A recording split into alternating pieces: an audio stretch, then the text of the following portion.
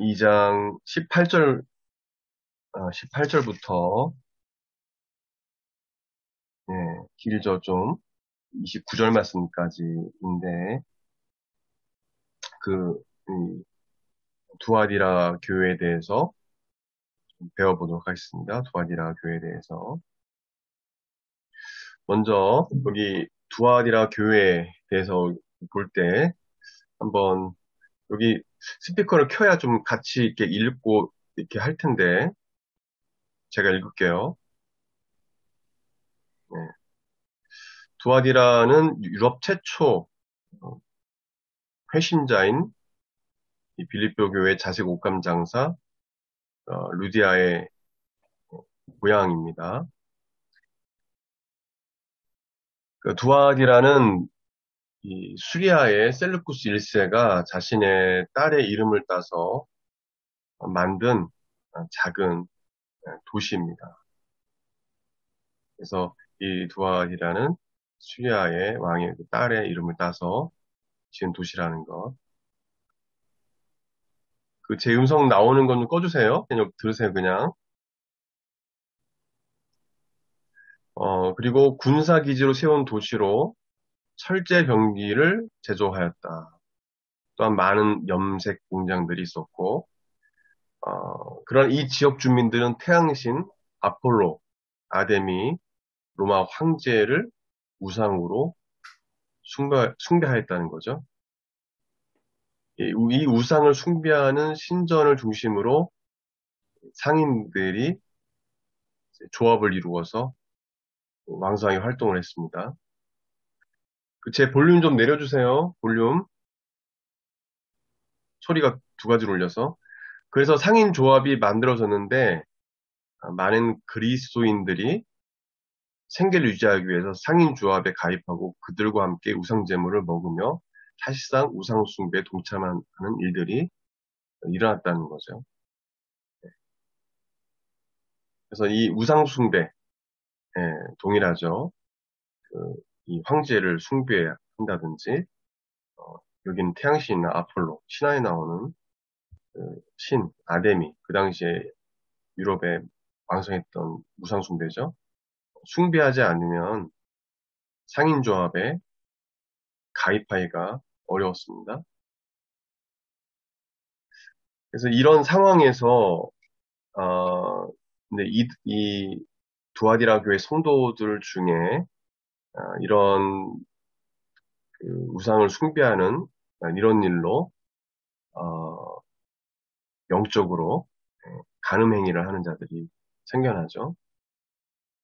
여기 두아디라 교회 여기 내용을 보게 되면 어, 이세벨의 가르침을 따라서 행금과 우상 숭배에 빠졌다는 것을 알 수가 있습니다. 그 이세벨이 진짜 이름이 이세벨인지는 알 수가 없습니다.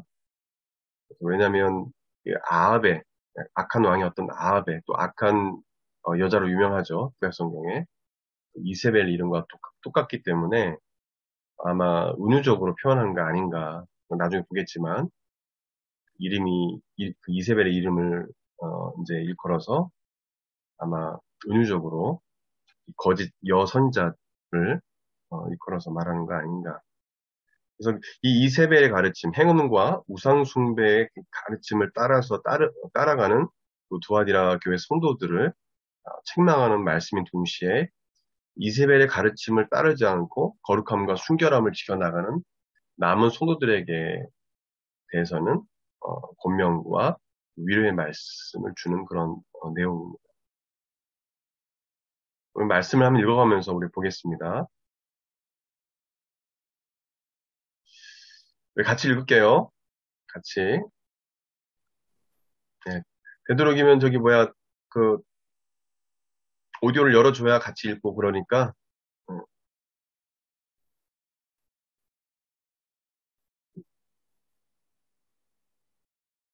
읽겠습니다. 시작.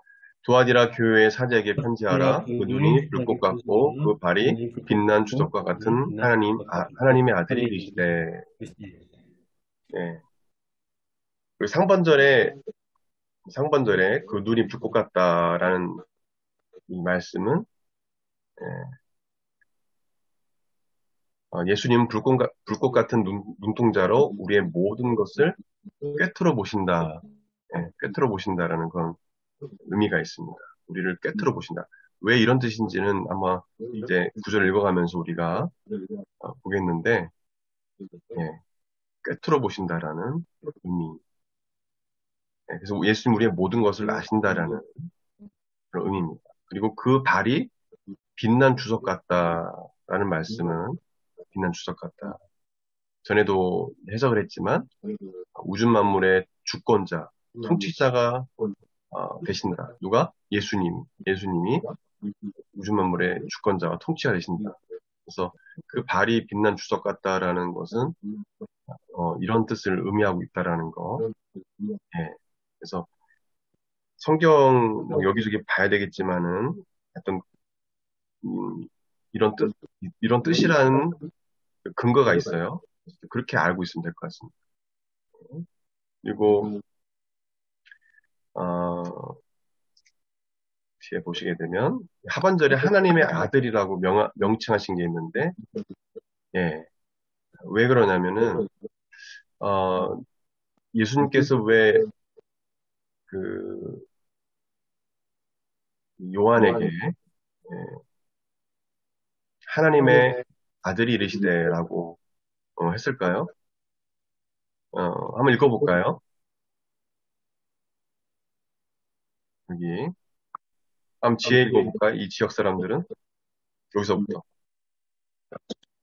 이 지역 사람들은 신화에 나오는 제우스의 아들 아폴로를 신으로 숭배했습니다. 아폴로가 예수님의 자리를 대신한 것입니다. 그래서 이 편지를 통해 예수님만이 하나님의 아들이심을 증거하고 예수님만이 모든 만물을 다스리시는 통치자가 되심을 말씀하고 있습니다. 성경에는 예수님께서 하나님의 아들이심을 증거하고 있습니다. 예수님은 하나님이시며 삼위일체 하나님 가운데 성자 하나님이 되십니다. 네, 이 인간의 지혜로는 삼위일체를 사실은 신학적으로 뭐 이렇게 정리한 건 있지만 완벽하게 그걸 이해하는 사람은 없어요. 그래서 한 하나님이시지만 역할이 다르신다는 거 이렇게 알고는 있지만 그 당시에 뭐냐면 그, 그 당시 그 사람들은 뭐 신이라 했죠. 하나님을. 신의 아들 하면은 아폴로였습니다. 아폴로. 그래서 그 대다수 이제 두아디라 지역에 있는 사람들은 하나님의 아들이다 하면 아폴로지 아, 예수님이 아니었어요.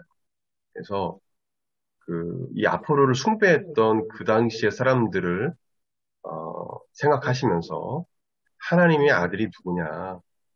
바로 예수 그리스도 자신임을 강조 강조하시기 위해서 하나님의 아들이 이르시되, 예, 이렇게 다른 교회에서 이제 교회들에게 보내는 편지와는 달리 하나님의 아들이 이르시되, 뭐 내가 이르시되 이렇게 안 하시고 하신 것입니다. 그래서 그 사실을 우리가 알면 성경이 더 깊이 있게 알아주죠. 예, 예수님이 요한에게 침례를 받을 때 성부 하나님께서 마가복음 1장 11절에 같이 읽겠습니다. 시작. 하늘로서 소리가 나기를 너는 내 사랑하는 아들이라 내가 너를 기뻐하노라. 그리고 예수님 베드로 앞에서 변형이 되셨을 때 성부 하나님께 직접 말씀하셨죠. 마가복음 9장 7절에 시작. 이는 내 사랑하는 아들이니 너희는 저의 말을 들으라. 이렇게 말씀하셨고 또 베드로가 하나님의 영에 충만해서 예수님 누구신지 고백할 때도 마태복음 16장 10절에 주는 그리스도시요 살아계신 하나님의 아들이시니라. 이것이 누가복음에 나오고 마가복음에도 나옵니다. 누가복음 1장 35절, 마태복음 8장 28절에도 나오죠. 그래서 예수님을 일컬어 성경에는 직접 예수님을 증거했던 침례 요한도 이렇게 아마 정했을 터인데 침례 발스도 마찬가지고 성부 하나님께서도 그렇고 제자들도 예수님을 하나님의 아들로 고백한 것을 알 수 있습니다. 이 당시에 어쨌든 이 지역에서는 이게 너무 중요하죠. 예, 신의 아들로 아폴로를 숭배했던 그 지역이기 때문에 하나님의 아들은 아폴로가 아니라 살기신 하나님의 아들은 바로 예수님이시다, 그리스도시다라는 거 되게 중요한 거죠. 그 부분 우리가 좀 알았으면 좋겠고. 그 다음에 넘어가서 19절 말씀 우리 같이 보겠습니다. 19절까지 시작. 내가 내 사업과 사랑과 믿음과 섬김과 인내를 나누리 내 나중 행위가 처음 것보다 많도다. 이건 뭐예요? 두아디라 교회의 칭찬할 부분이죠. 칭찬할 부분이 뭐가 있었습니까? 예, 여기 있죠. 예, 사역, 사역, 사업이라고 하기도 하고, 그리고 사랑과 믿음과 섬김과 인내, 이거였죠. 예, 이 두아디라 교회는 칭찬할 부분과 또 동일하게 책망받는 부분인데 이런 부분에 있어서 그 칭찬을 받았다. 한번 산모님이 지금 읽지 못하니까 두혁이 한번 읽어볼까요? 두혁 문제가 여기 또 읽어주실래요? 네, 두아디라 교회는 일곱 교회 중에 가장 작은 교회입니다. 그러나 어느 교회보다 열심히 사역했습니다. 진리를 수호했지만 하나님과의 첫사랑을 잃어버린 에베소 교회와는 반대로 두아디라 교회 성도들은 하나님의 사랑을 실천했습니다. 행함이 있는 믿음을 가진 교회였습니다. 서로 섬기는 삶을 실천하였습니다. 많은 박해와 핍박에도 오래 참고 인내하는 교회였습니다. 예수님께서 내 나중에가 처음 것보다 많도다라고 칭찬할 정도로 참된 성도로서 모습을 가지고 있었습니다. 네네. 그러니까 이 일곱 교회 중에 가장 큰 교회라고요? 가장 작은 교회지만 이런 되게 뭐 믿음, 소망, 사랑 뭐 이런 게 이 세 가지가 되게 중요한 건데 다 갖고 있었어요. 네, 다 갖고 있었습니다. 그것을 알 수 있고 그만큼 이 교회 안에 이 이세벨의 가르침을 따른 자만 있는 것이 아니라 신앙생활을 제대로 했던 사람들이 성도들이 있었다는 거 우리가 알 수 있죠. 지금도 뭐 우리 한국 교회도 교회 안에 사실 양과 염소는 구분되어 있습니다. 안타까운 거지만 그래서 그 교회 다닌다고 해서 구원받는 것도 아님을 우리가 알 수 있어요. 이 당시에도 교회 다닌 사람 중에 이세벨 가르침을 따라서 행운과 우상숭배했던 사람이 있었다는 거. 지금도 마찬가지. 지금도 교회 다니면서 점쟁이 찾아가고 구원받는 사람이 아닙니다. 여러분. 여기서 중요한 건 뭐냐면 이 내 사업은 그 이제 헬라어라면 여러분들도 어렵고 막 그러니까 이 내 사업 제가 이게 헬라어를 찾아보니까 사실은 너희 행위들이라고 해석을 하는 게 좋습니다. 그래서 내가 너희들의 행위를 안다. 이 행위들이 뭐냐? 그래서 너희 행위들, 이 내 사업, 이것은 바로 이 사랑과 믿음과 섬김과 인내를 예, 포함하는 그런 내용임을 알 수가 있습니다. 그래서 내가 내 행위를 아는데 바로 그것은 사랑과 믿음과 섬김과 너희들의 인내다. 그래서 이 내 사업은 너희들의 행위들이라고 해석하는 게 더 이 의미에 부합합니다. 원본에. 그렇게 좀 알고 넘어가면 좋을 것 같고요. 그 다음 20절 말씀 보게 되면 20절 이어서 이제 책망할 부분이 나와요. 같이 읽어보겠습니다. 시작. 그러나 내게 책망할 일이 있노라. 자칭 선지자라 하는 여자 이세벨을 내가 용납함이니 그가 같이요 내 종들을 가르쳐 꿰어 행음하게 하고 우상의 재물을 먹게 하는 도다. 네, 10분 정도. 네, 5분만 더 하고 잠깐 나갔다 들어오겠습니다. 다음에는 제가 다른 걸로 할게 아니면 매달 좀 몇천 원만 주면 되니까 해야 될 것 같아요. 원래 민욱이 걸로 했었는데 민욱 형제 것이 안 돼요. 그래서 민욱이 왜 안 들어오냐?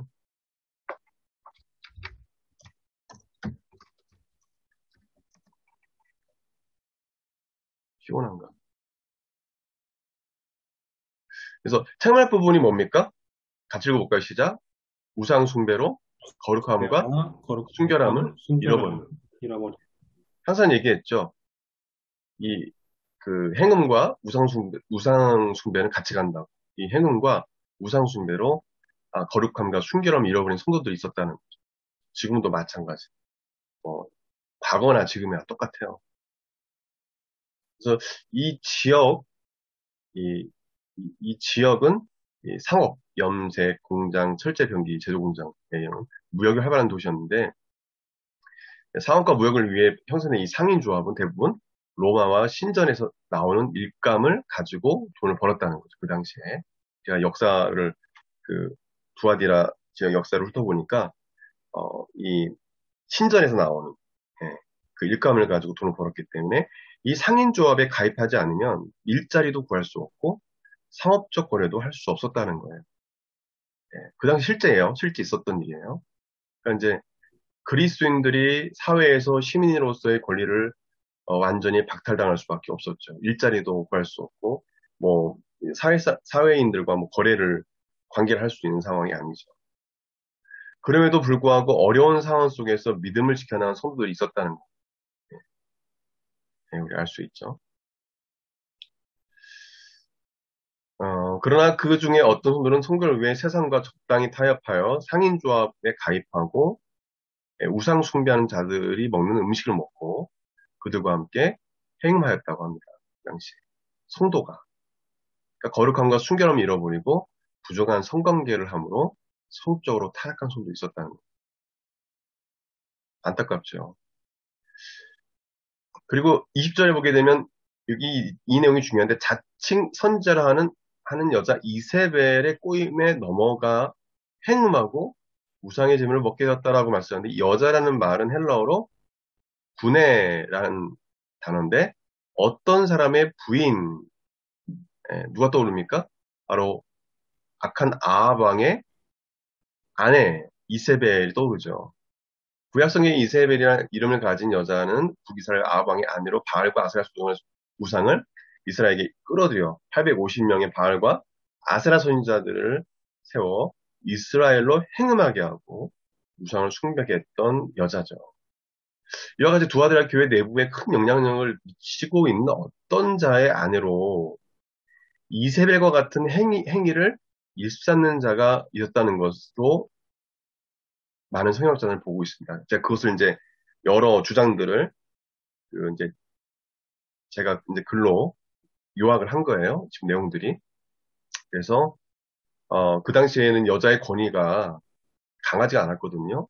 남자의 권위가 강했는데 어, 여자 이세벨이 나왔거든요. 그러니까 아마 그 교회 내부에 큰 영향력을 미치고 있는 어떤 남자의 아내로 이세벨과 같은 행위를 일삼는 그런 악한 여자가 있었음을 알 수 있어요. 그녀는 많은 성도로 하여금 행음하게 하고 우상숭배 제물을 먹게 함으로 성도들의 행실을 더럽혔다는 거예요. 그래서 이세벨은 운유적 표현임을 많은 성향자들은 말합니다. 이세벨은 운유적 표현으로 악한 그 여자를 이제 드러내기 위해서 표현한 거다. 그래서 이세벨 그대로 이 이름의 여자라고 볼 수는 없다라는 거. 그리고 그렇게 하면 될 것 같습니다. 그리스도인들은 이거 한번 읽어볼까요? 네, 읽어볼까요? 지혜 읽어보자.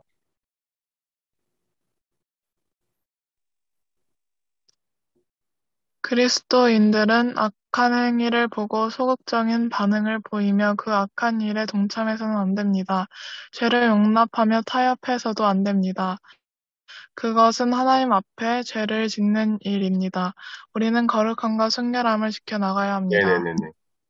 예, 이 소극적에서는 안 되죠. 악한 행위에 대해서 딱 끊어버릴 수 있어야 된다는 거죠. 예, 창리치게 만들겠느냐 그리고 고를 수 없느니라. 성합하는 자는 그와 한 몸인 줄을 알지 못하느냐. 이것을 둘이 한 육체가 된다 하셨나니 주와 합하는 자는 한 영이라. 오늘에 비하라. 사람이 범하는 죄마다 몸밖에 있거니와 음행하는 자는 자기 몸의 죄를 범하느니라.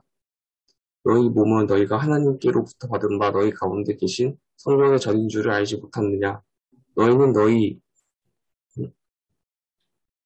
자신의 것이 아니라 값으로 산 것이 되었으니 그런즉 너희 몸으로 하나님께 영광을 돌리라. 네. 말씀을 조합하면 제가 이게 세 가지로 이렇게 말씀을 분석을 했는데요.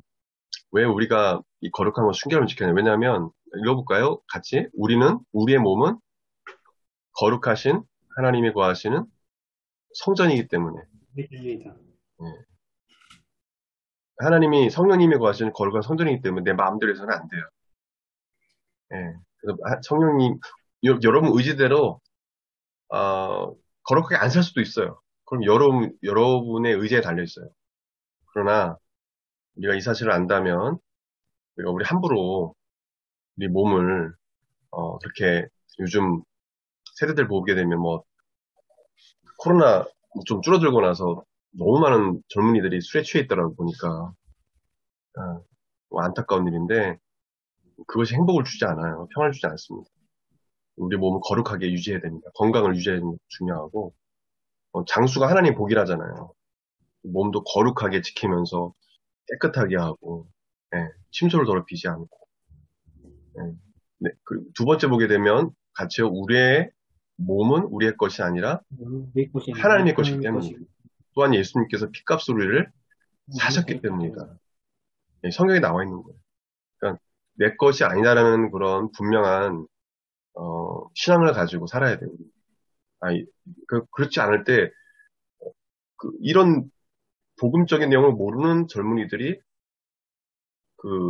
큰 교회들 보게 되면은 사람들 많다 보니까 큰 교회만 그런 거 아니에요. 작은 교회 똑같은 건데 사람이 아무도 많다 보니까 자살하는 청년들도 있어요. 예, 자살하는 그 집사님도 있고 고 최진실 그분도 우리 교단에 안타깝지만 그 강남중앙 침례교회 신자였어요. 제가 이제 지금 고명진 목사님이 우리 교단 지금 총회장하는 고명진 목사님이 지금 아니죠. 그 목사님이 아니지. 저기 미국에 그 한인신례교 했던 그 목사님 와 계시죠. 그 목사님 와 계신데 그 이런 부분이죠. 예. 자기가 그런 그 결정할 상황이 아닌 거예요. 하나님의 것인 자기가 자기 목숨을 자기가 스스로 끊어요? 그러면 안 되는 거죠. 예. 내 것이 아니다라는 거 분명 아셔야 됩니다. 함부로 해서는 안 돼요. 내 몸을. 세 번째로 보게 되면 뭐라고 나옵니까? 우리의 몸은 하나님께 영광을 돌리도록 만들어졌기 때문이다. 예, 20절 보게 되면 그런즉 너희 몸으로 하나님께 영광을 돌리라. 예. 그래서 우리 청년들이 공부하는 목적이 이 목적이 됐으면 좋겠어요. 내가 뭐 주요 형제는 연구하는 걸 통해서 하나님께 큰 영광 돌렸으면 좋겠고 민욱이도 뭐 종훈이도 그렇고 지혜도 그렇고 학업을 통해서 하나님께 영광을 돌렸으면 좋겠습니다. 그렇게 기도할 때 하나님이 여러분에게 지혜를 주시고 뛰어난 창의를 주실 것입니다. 그래서 이 세 가지가 이 고린도전서 6장에 나와 있습니다. 그렇기 때문에 함부로 이 몸을 행음하거나 우상을 숭배하는 이 영적 행음이 우상 숭배거든요. 그것을 해서는 안 된다는 거. 그리고 21절부터 오게 되면 아까 칭찬할 부분 나오게 칭찬할 부분은 사역과 사랑과 또 인내와 막 나와 있었죠. 그런 내용도 있고 섬김과 희생 뭐 이런 것도 있었지만은 좀 책망할 부분 이세벨의 가르침을 따랐다는 거 그 부분이 있고요. 이제 보게 되면 21절부터 보기에는 회개에 대해서 이야기하거든요. 회개에 대해서 21절, 23절 말씀. 한번 같이 읽어보겠습니다. 시작. 또 내가 회개할 기회를 주었을 때 자기의 음행을 회개하게 하고자 아니하는도다. 볼지어다 내가 그를 침상에 던질 터이요. 또 그와 더불어 가늠한 자들도 만약 그의 행위를 회개하지 아니하면 그 환란 가운데 던지고 또 내가 사망으로 그의 자녀를 죽이리니 모든 교회가 나는 사람의 뜻과 마음을 살피신 자인 줄 알지니라. 내가 너의 각 사람에게 행위대로 갚아주리라. 예, 여기 나는 사람의 뜻과 마음을 살피는 자. 예, 이거 말씀드렸죠, 제가? 뭐라고 했죠? 그래서 어떻게 표현했다고 했죠? 여기 올라가 보면. 예, 그 눈이 불꽃 같고, 이게 어떤 뜻이라고요? 예, 모든 것을 깨뜨려. 예, 예수님 불꽃 같은 눈동자로 우리의 모든 것을 깨뜨려 보신다는 의미예요. 그래서 18절부터 이게 나오고, 뒤에 보게 되면 요 9절도, 네, 그렇게 나온 거예요. 나는 사람의 뜻과 마음을 살피는 자인 줄 알지라. 예, 그래서 가장 좋은 주석은 성경에 있습니다. 성경에 다 이게 해석이 돼 있어요. 잘 보면. 그 내용이고. 21절 보게 되면, 21절. 또 내가 그에게 회개할 기회를 주었으되, 자기 음행을 회개하고자 하지 아니한도다. 이것은 뭘 의미하죠? 예, 여기 위에 보게 되면, 예. 그는 누굽니까?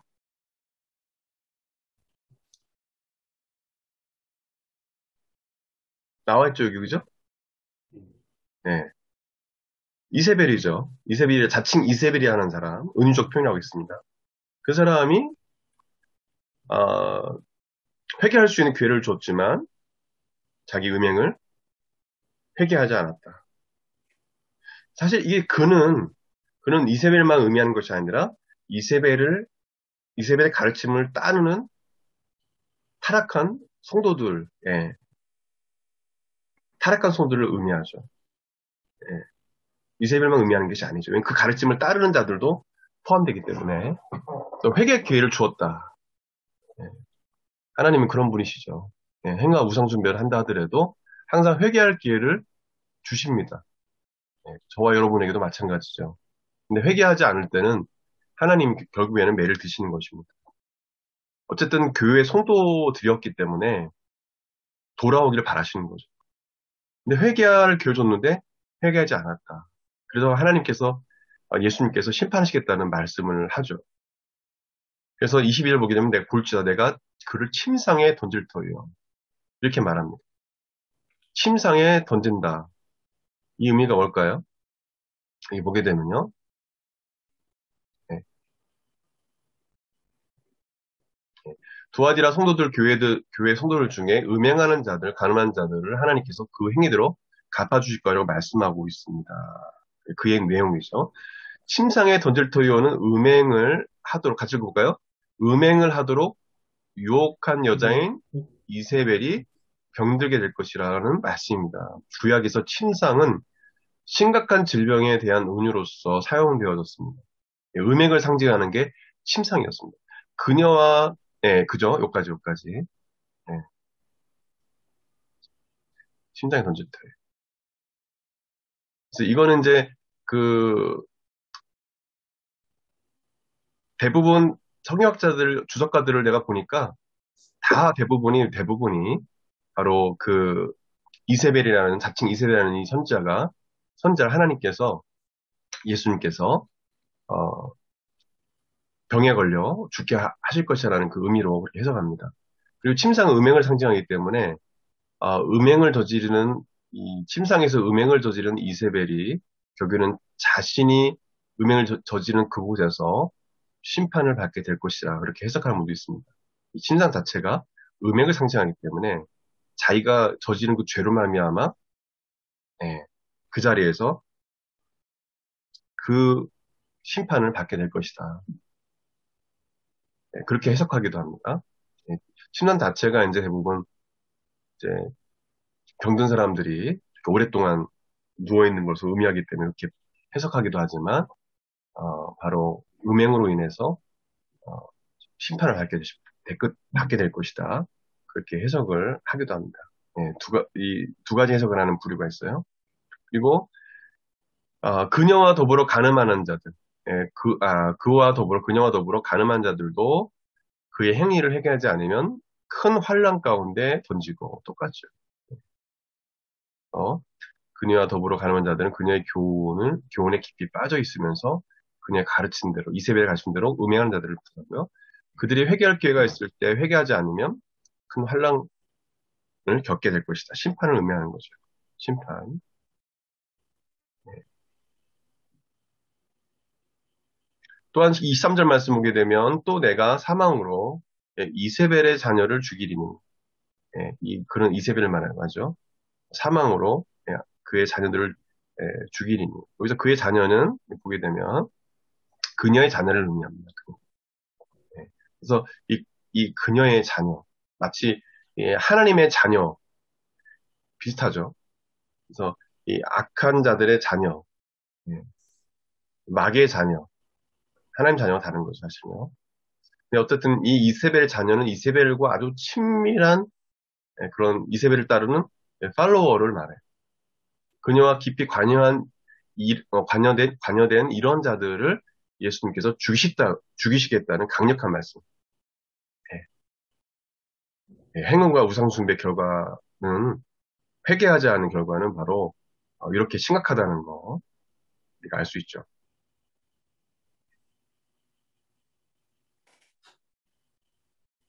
그리고 뒤에 보게 되면 이 3절에 나는 사람의 뜻과 마음을 살피신 자인 줄 알리라.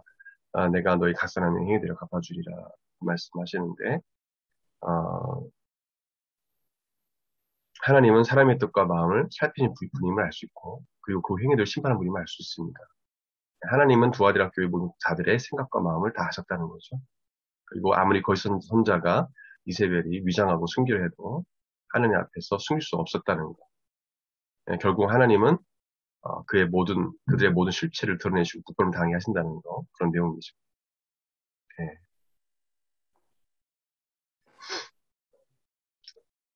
신약 시대에 어쨌든 초대교회에 이런 일들이 일어났다는 것을 아는 거는 참 좀 놀라운 일들이죠. 초대교회에 이런 일들이 교회에 일어났다는 자체가 부끄러운 일이죠.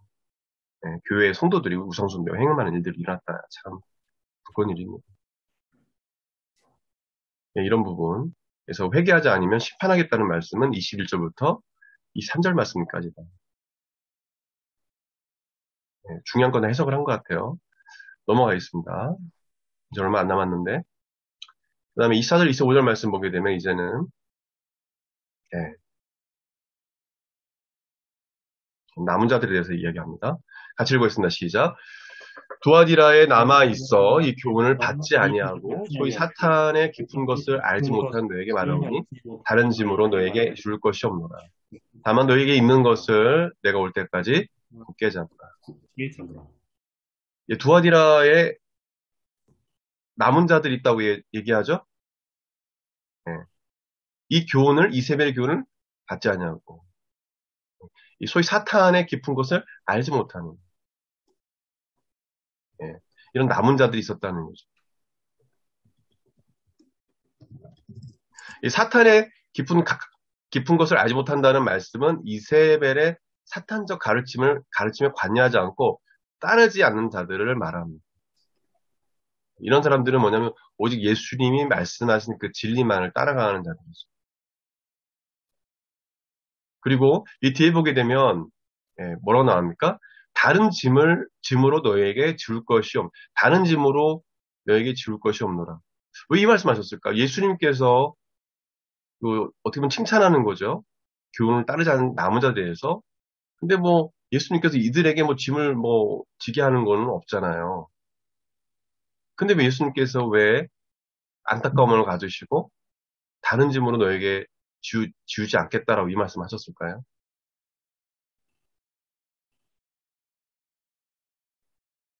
제가 여기다 적어놨죠. 한번 읽어볼까요? 이 부분 시작.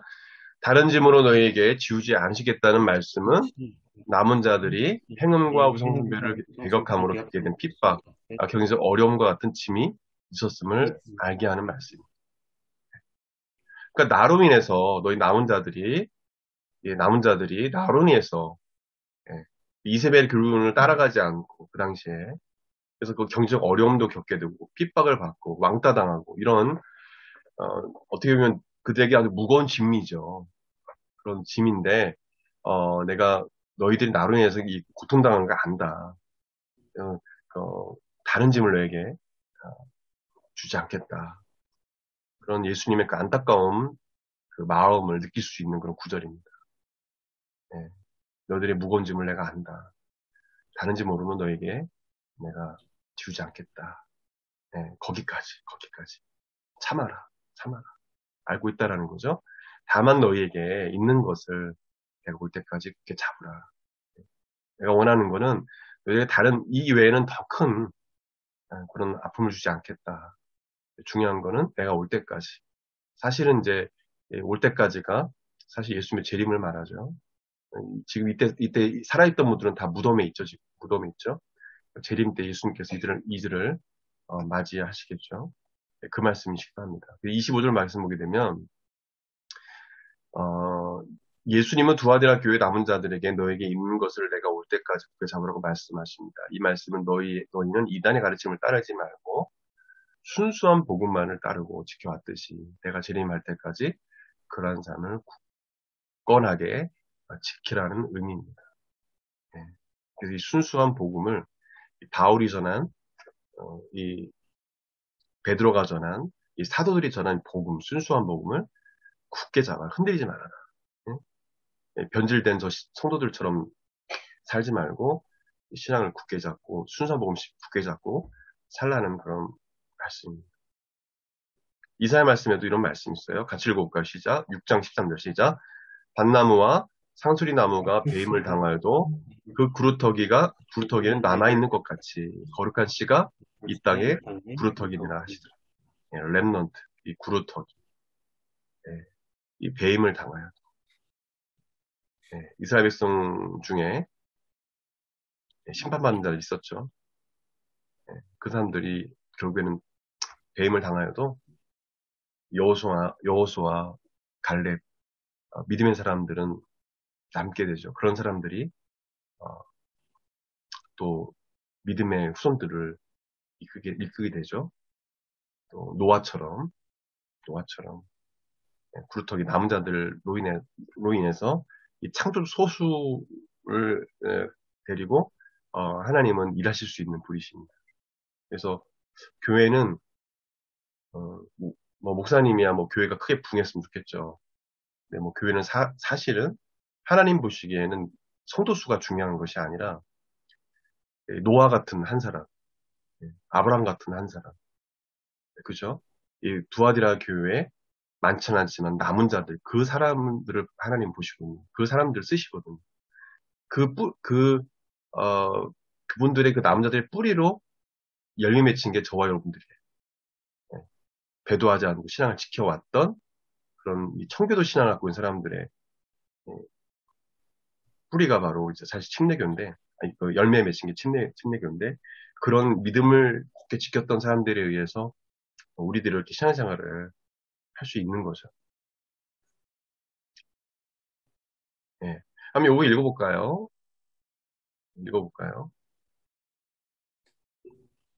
네.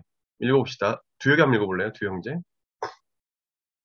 이 말씀은 이사야 선지자를 통해 주신 말씀입니다. 하나님께서 이사야에게 이스라엘이 그들의 죄악으로 주민이 없는 황폐한 곳이 될 것이라고 말씀하시면서 그럼에도 불구하고 구루터기와 같이 거룩한 신을 남겨둘 것이라고 말씀하십니다.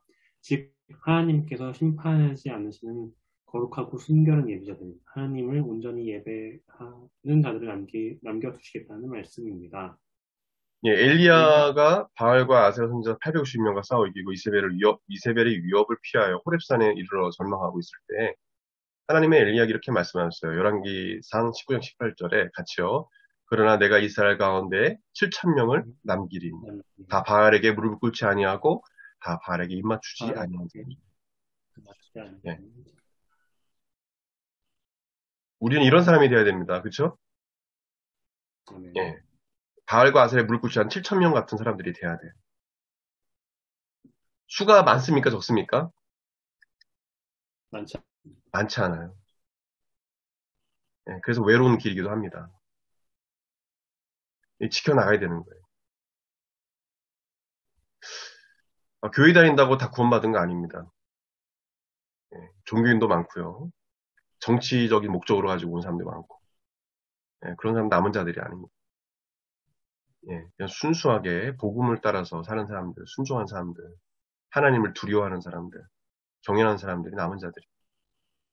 엘리야 너 혼자만 있는 것이 아니라 바알과 아세라에게 무릎 꿇지 않은 7,000명의 하는 사람들, 남은 자들이 있다고 말씀한 거죠. 하나님의 심판 가운데서도 남아있는 거룩한 씨앗, 구루터기 같은 진짜 그리스도인들이 되길 바랍니다. 아멘. 거룩한 씨앗, 구루터기 같은 사람들이 돼야 합니다. 쉬운 길이 아니에요. 쉬운 길이 아니에요. 마지막으로 보겠습니다. 예. 여러분 이 부분 이해했죠? 예. 이거는 그냥 읽어도 이해되는 부분이니까 넘어가고요. 마지막으로 26절부터 29절까지 시작. 이기는 자와 끝까지 내 일을 지키는 그에게 만국을 다스리는 권세를 주리니 그가 철장을 가지고 그들을 다스려 질그를 깨뜨리는 것과 같이 하리라. 나도 내 아버지께 받은 것이 그러하니라. 내가 또 그에게 새벽별을 주리라. 귀 있는 자는 성령이 그들에게 하시는 말씀을 들을지어. 네. 이게 뭐 아시아 일곱 교회 내용도 다 안다고 하지만 이거 만약에 어떤 청년에게 이게 무슨 뜻이에요? 라고 물어보면 몰라요. 네. 몰라요. 근데 이건 이제 이거를 시간이 관계상 다 뭐 구약성경 구절과 다니엘서 에스겔에서 뭐 이런 걸 다 봐야 되는데 그럴 시간은 없고 이제 제가 정리한 걸 좀만 보겠습니다. 네. 어떤 내용이냐 보겠습니다. 26절 보게 되면 이기는 자와 끝까지 내 일을 지키는 그에게 만국을 다스리는 권세를 주겠다. 뭐 이거는 해석이 되죠. 거룩함과 순결함을 지키고 믿음을 지키는 자들, 그죠? 행음과 우상숭배하지 않고 그런 자들을 말하죠.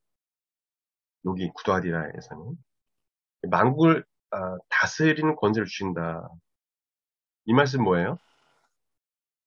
우리가 막 정치적으로 뭐 중국도 다스리고 뭐 북한 다스리고 이런 말씀이 아니죠. 네? 만국을 다스리는 권세를 주신다. 우리가 그것을 우리가 사실은 받았거든요. 그것은 뭐냐면 한번 읽어볼까요? 시작. 이 말씀은 이기는 자들이 복음으로 세상을 정복할 것임을 의미할 말씀입니다. 이걸 깨닫지 못하고 그냥 막 다른 나라 가지고 그냥 우상 깨부시고 막 무슨 구약 시대처럼 그렇게 했다가는 안 되는 거죠. 영혼을 정말 사랑하는 눈물을 가지고 우상 숭배하는 그 영혼들을 정말 부여잡고 울 수 있는 그런 마음을 가지고 그들에게 사랑으로 가야지. 예수님이 언제 그렇게 했어요. 어쨌든 간에 복음으로 세상을 정복해 가고 있어요. 지금 할렐루야. 있습니다. 몽골도 그렇고 이제 곧 북한도 뚫릴 거고 중국은 벌써 지금 어마어마한 한 1억 정도 된다고 합니다. 크리스찬들이 그냥 그렇게 추산하고 있어요.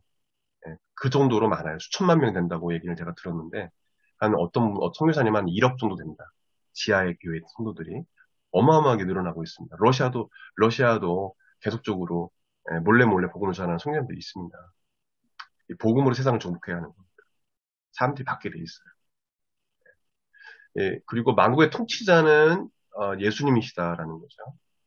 예수님께서 이기는 자와 함께 하심으로 복음으로 세상을 변화시킬 것을 말씀해 주고 있다라는 겁니다.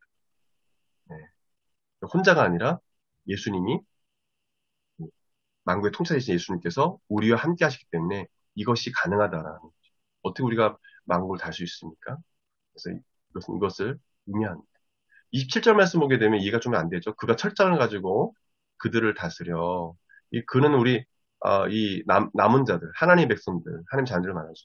철장을 가지고 그들을 다스려 질그릇 깨뜨리는 것과 같이 하리라. 나도 예수님 말하죠. 내 아버지께 성부 하나님께 받은 것이 그러하다. 내가 하는 것처럼 너희들도 만국을 다스릴 것이고 권세를 갖고 있고 내가 철장을 가지고 그들을 다스리고 질그릇 깨뜨리듯이 한 것 같이 너희도 그렇게 할 것이다.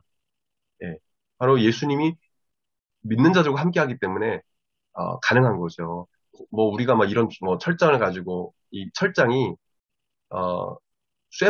쇠 지팡이를 말합니다. 쇠 지팡이 다스리고 질그릇 깨뜨리기를 하겠다. 우리가 어떻게 합니까? 예수님이 그럴 수 있는 분이거든요. 그래서 우리도 그렇게 할 수 있다. 근데 이게 이제 해석이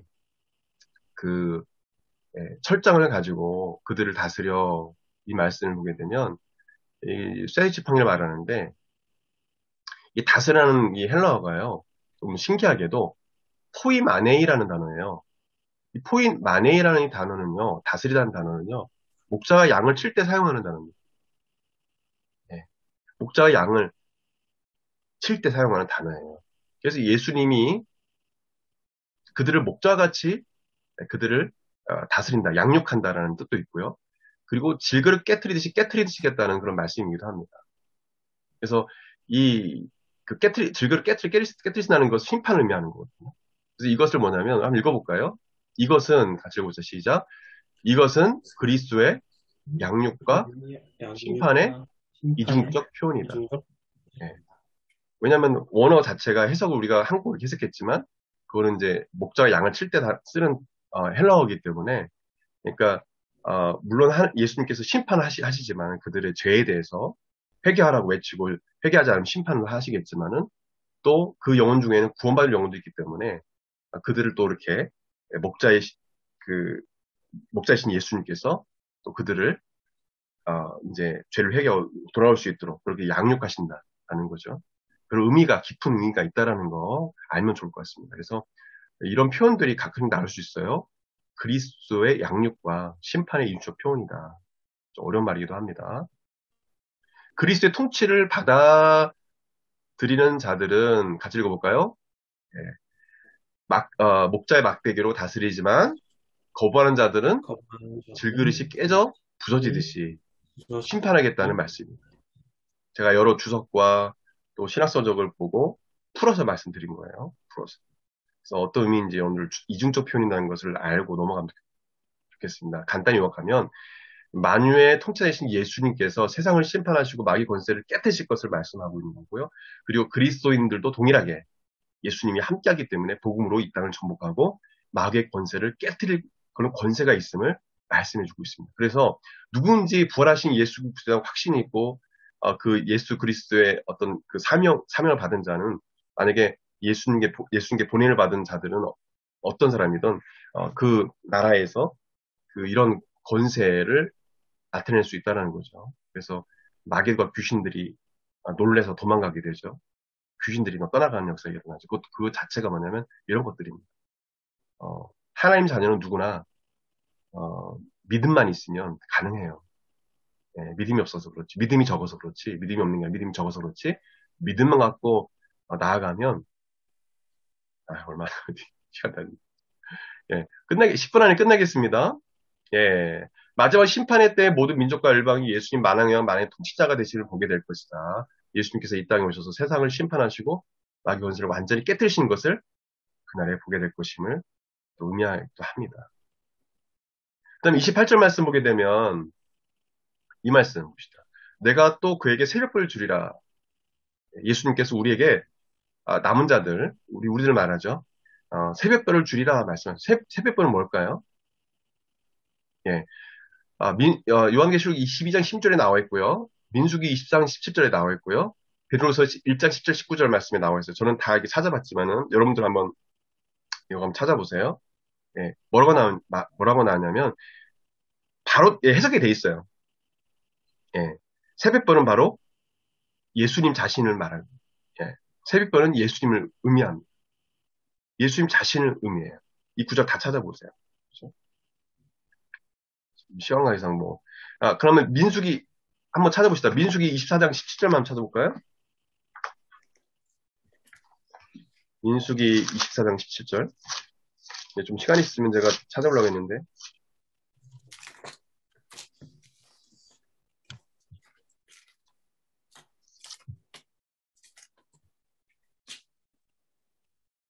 네.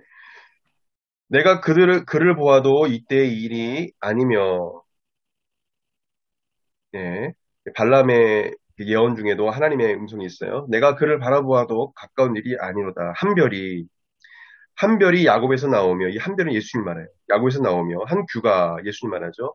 이스라엘에서는 일어나서 모압을 이쪽에서 저쪽까지 쳐서 무찌르고, 또 셋의 자식들을 다 멸하리로다. 이 한 별은, 이 한 규는 예수님을 예언적으로 말한 거예요. 또, 요한계시록 볼까요? 요한계시록 22장 16절.